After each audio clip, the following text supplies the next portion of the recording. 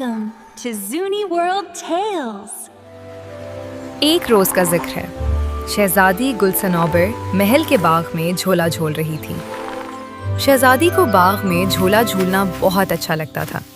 وہ اپنی کنیزوں کے ساتھ روز شام کو یہاں آتی تھی۔ اس کے ساتھ ملکہ اور بادشاہ بھی آ گئے تھے۔ شہزادی حسب معمول جھولا جھول رہی تھی کہ اچانک اس کی نظر ایک نہایت خوبصورت پرندے پر پڑی۔ اس کا رنگ سنہری تھا اور سر پر ایک چھوٹا سا تاج بھی تھا۔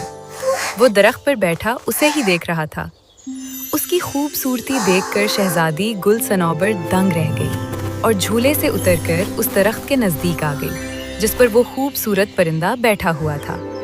اس نے پرندے سے کہا، تم کتنے خوبصورت پرندے ہو، آؤ میرے پاس آؤ، میں تمہیں کھٹی میٹھی رس بھری کھلاؤں گی۔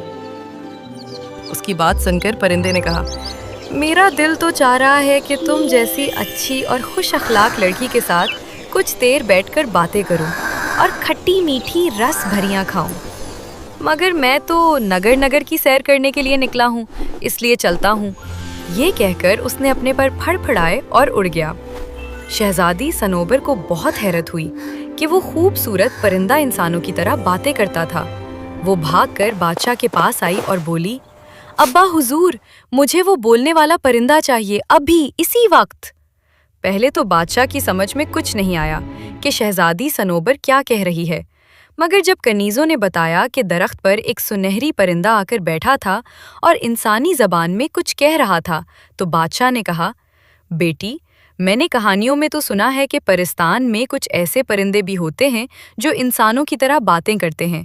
وہ پرندہ پرستان سے ہی آیا ہوگا، ہو سکتا ہے وہ کل پھر آئے۔ اگلے روز شہزادی صنوبر انتظار ہی کرتی رہی، مگر وہ پرندہ دوبارہ وہاں نہیں آیا۔ اس کی فکر میں شہزادی نے پورے دن نہ کچھ کھایا اور نہ کچھ پیا۔ جب رات ہوئی تو وہ بالکل ہی نا امید ہو گئی اور ملکہ کے گلے لگ کر رونے لگی۔ ملکہ نے اسے مختلف طریقوں سے بہلانے کی کوشش کی، مگر اس عجیب و غریب پرندے کے خیال کو شہزادی صنوبر کے دل سے نہ نکال سکی۔ اپنی چہیتی بیٹی کی اداسی دیکھ کر بادشاہ بھی پریشان ہو گیا تھا۔ اس نے بہت سارے کھلونے منگوا کر شہزادی گل صنوبر کو دیے، مگر اس نے ان کھلونوں کی طرف آنکھ اٹھا کر بھی نہیں دیکھا۔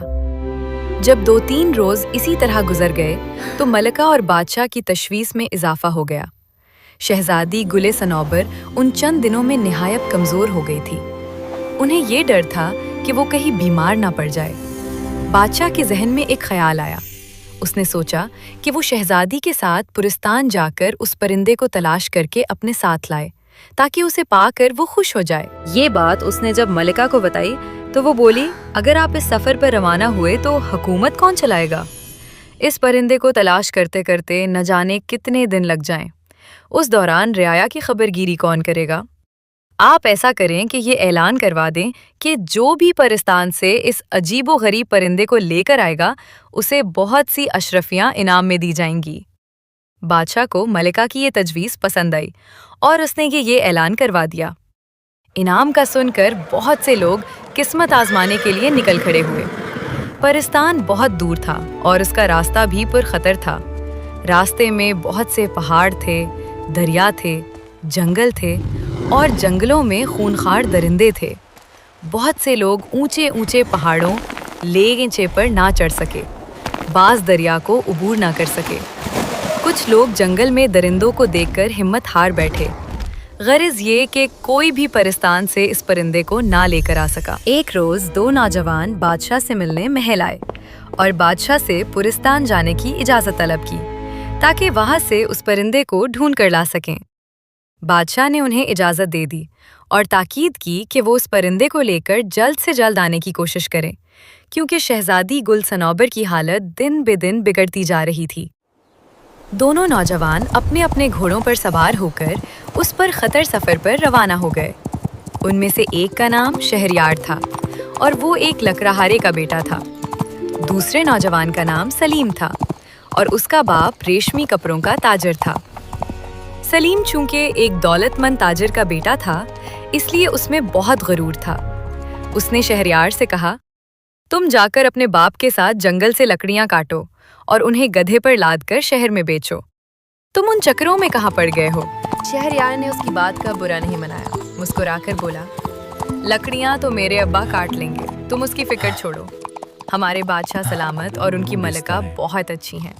वो दोनों अपनी रियाया का बहुत ख्याल रखते हैं। उन लोगों के अच्छे सलूक की वजह से हमारे मुल्क में शेर और बकरी एक घाट पानी पीते हैं। अपने बादशाह सलामत की वजह से हम लोग बहुत खुशहाल हैं। अब उन पर वक्त पड़ा है तो हमारा भी फर्ज है कि हम उनकी मदद करें। मुझे इनाम का लालच नहीं, मैं तो बस ये चाहता हूँ कि वो परिंदा जल्द से जल्द लाकर बादशाह सलामत के हवाले कर दूँ, ताकि उनकी बेटी खुश हो जाए और हमारे बादशाह और मलका की फिक्र दूर हो।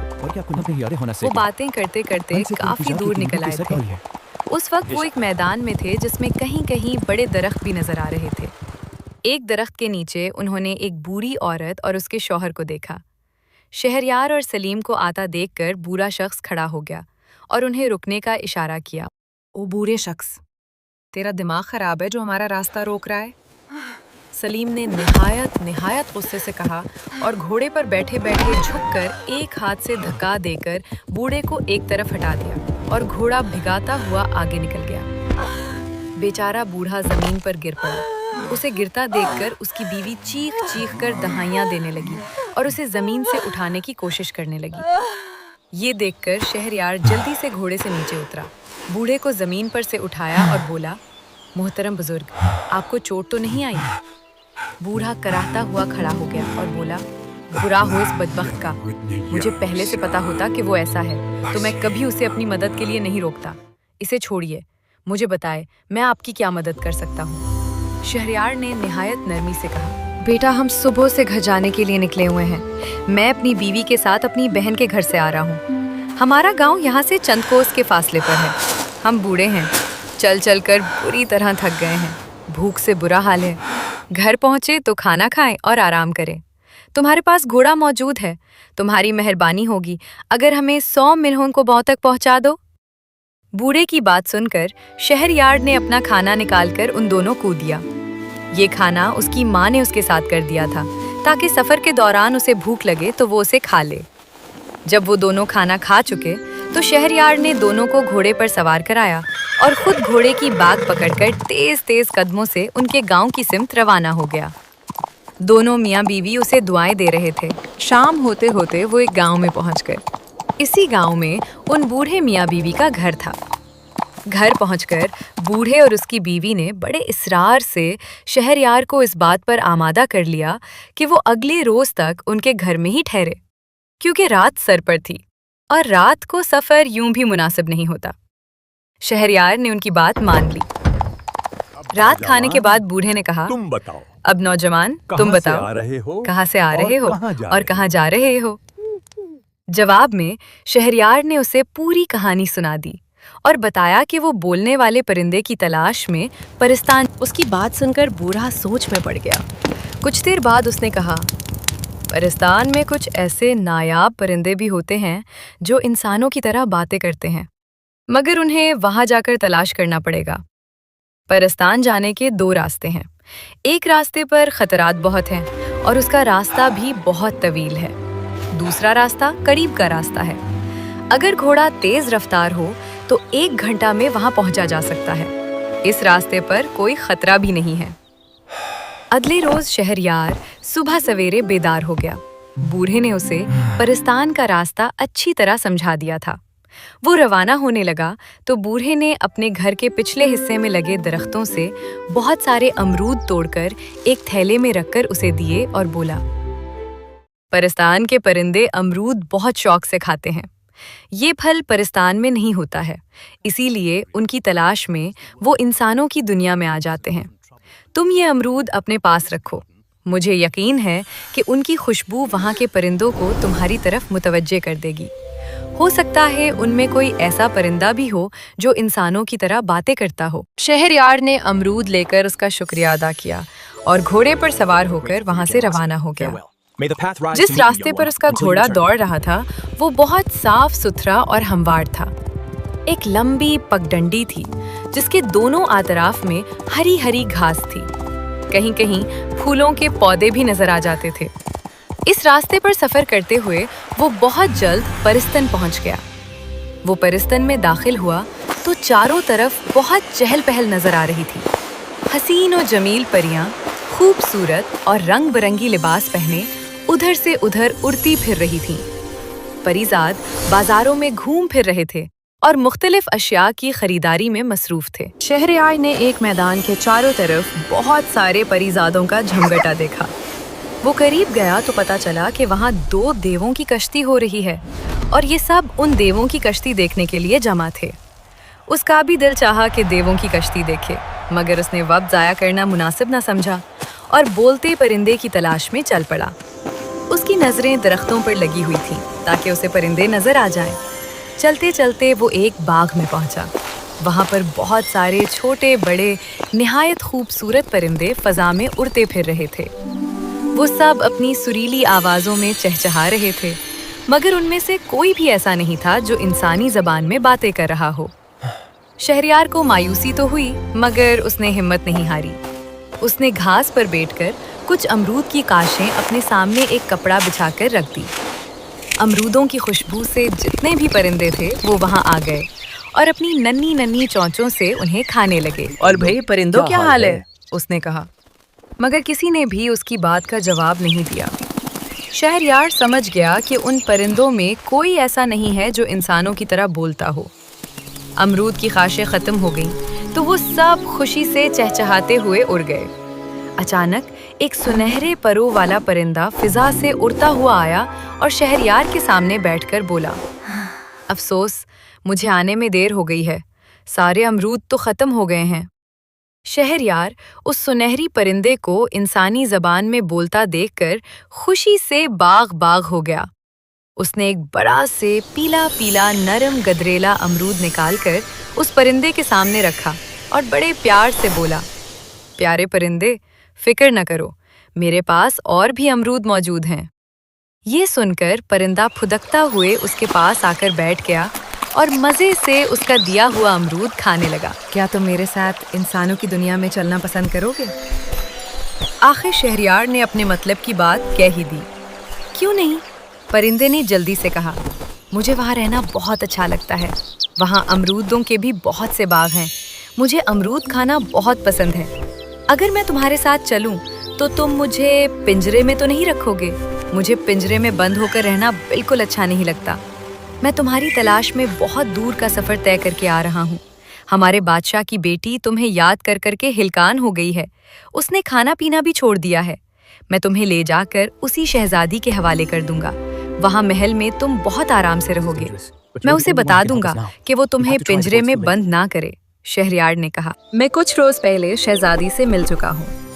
میں شہر شہر گھومنے پھرنے نکلا تھا اور اتفاق سے محل کے باغ میں میری شہزادی سے ملاقات ہو گئی تھی۔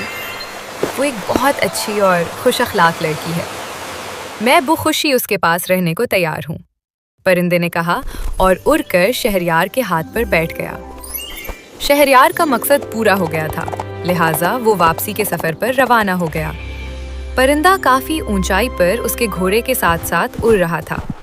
ابھی وہ اپنے ملک کی حدود میں داخل ہوا ہی تھا کہ اس نے سلیم کو دور سے آتے ہوئے دیکھا۔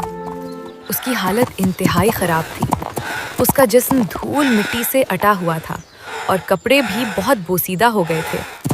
اس کا گھوڑا بھی نہایت کمزور ہو گیا تھا۔ شہریار سمجھ گیا کہ پرستان جانے کے لیے سلیم اس پر خطر راستے پر نکل گیا ہوگا، جس کے بارے میں بوڑھے نے اسے بتایا تھا۔ سلیم نے بھی اسے دیکھ لیا تھا۔ وہ اس کے قریب آیا، دونوں ایک دوسرے سے ملے۔ شہریار کے پوچھنے پر سلیم نے بتایا، مجھ سے بڑی غلطی ہوئی جو میں انعام کے لالچ میں اس سفر پر نکل کھڑا ہوا۔ پرستان کے راستے میں بڑے خطرات تھے، میں بڑی مشکل سے اپنی جان بچا کر بھاگا ہوں۔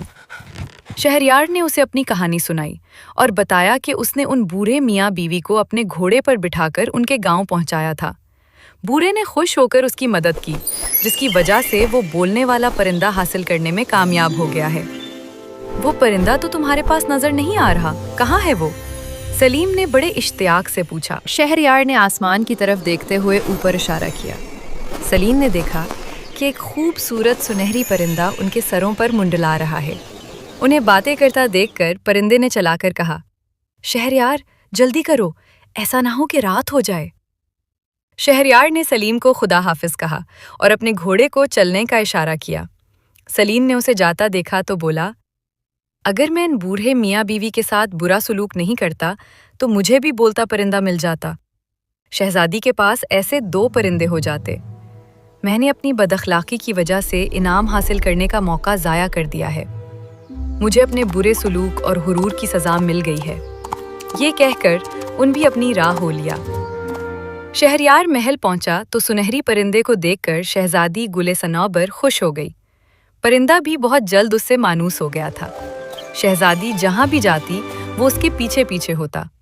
شہریار کے کہنے پر شہزادی گل صنوبر نے وعدہ کر لیا تھا کہ وہ پرندے کو پنجرے میں نہیں رکھے گی۔ شہزادی گل صنوبر کو خوش دیکھ کر بادشاہ اور ملکہ نے بھی سکھ کا سانس لیا۔